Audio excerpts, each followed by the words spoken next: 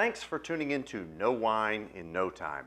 I'm your host Dave, and today we're going to finally solve the mystery of, does size really matter? Now wait a second, this probably isn't what you're thinking. I'm talking about the size of wine bottles. And if we look at the evolution of how wine has been stored over the years, let's go all the way back to the ancient Georgians, who were the first to discover wine.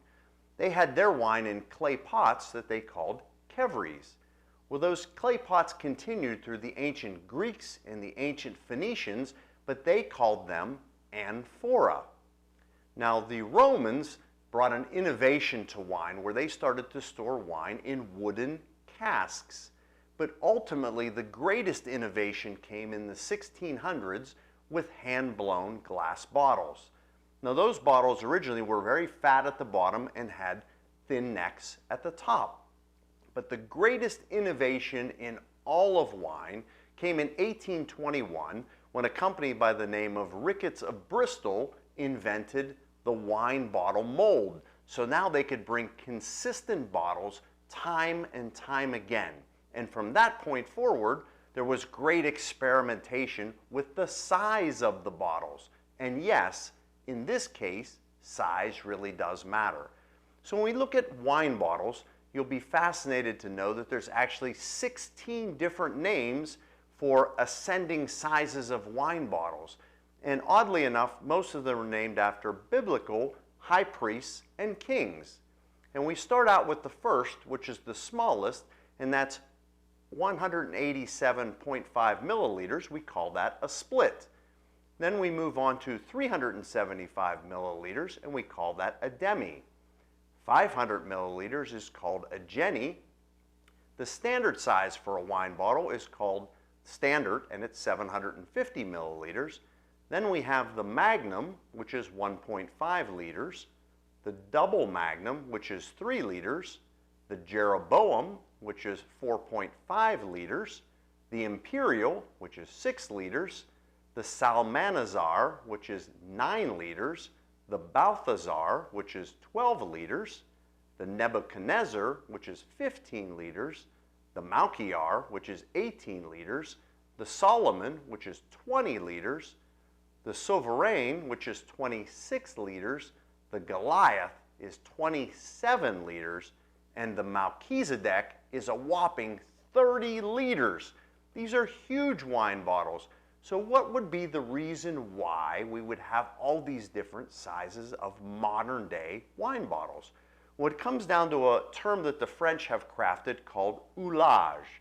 And Ulage is the headspace in the top of the wine bottle.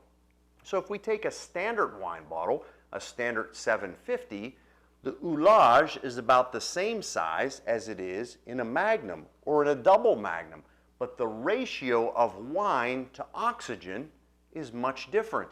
In this bottle, the ratio to wine to oxygen is much more even. Here, it's much more in favor of the wine, and that gets even more in favor of the wine as we move on to bigger bottles. Also, when we have a larger size wine bottle, the temperature variant is much slower to materialize. So think about how we store wine in the long term. We would store them in a wine cellar. And a wine cellar generally has consistent temperature. But if that temperature would fluctuate, a much larger size wine bottle would change its temperature much slower than a smaller sized wine bottle. So in this case, size really does matter. In this example that I have for you today, we have a Double Magnum, a 3 liter. We have a Magnum, 1.5 liter, and a standard, 750 milliliters, of all the exact same wine. This is Il Burkino's 2016 vintage. So let's put this in a real world example for you. If indeed, let's say you targeted your Il Burkino aging at 5 years, and that's where you'd like it to be, that's where you feel it presents itself the best. Well, this standard bottle of Il Burkino at 5 years, if we move up to the Magnum, it would take 10 years to achieve the same type of aging. If we move to a Double Magnum, it would take 20 years for that wine to present itself like a 5-year standard bottle of wine. and it's because of all the things that we talked about before. Now, there's a tremendous science to aging wine, and there's a No Wine in No Time video out there if you want to do a deep dive into aging wine, and I call it the science of aging wine. You might want to check that out.